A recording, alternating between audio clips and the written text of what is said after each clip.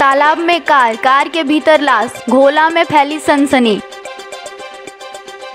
घोला थाना के सुनीत बनर्जी रोड पुरानी पोस्ट ऑफिस की तालाब में एक कार पानी में डूबी मिली।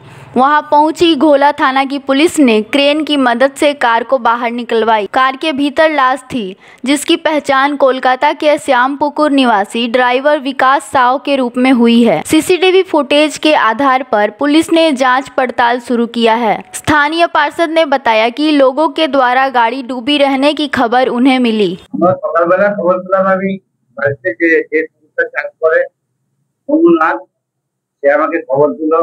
আমাদের যে পুরসভার কর্মচারী আছে উত্তমদের খবর দিল যে এরকম একটা গাড়ি পুকুরের মধ্যে পড়ে আছে। আমি সাথে সাথে পুলিশকে ফোন করলাম, খোলা থানার পুলিশ আসতে দেরি করছিল। পরে আরেকবার ফোন করলাম, তখন বললো বেরিয়ে গেছে অলরেডি। তারপরে গাড়িটা ট্রেনে তোলা হলো।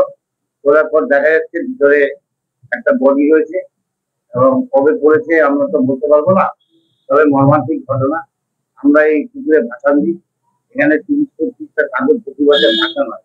স্বাভাবিক কারণে এই পুকুরে কোনো কিছু ঘটনা ঘটলে আমাদের খারাপ লাগে, তবুও ঘটে গেছে মর্মান্তিক ঘটনা।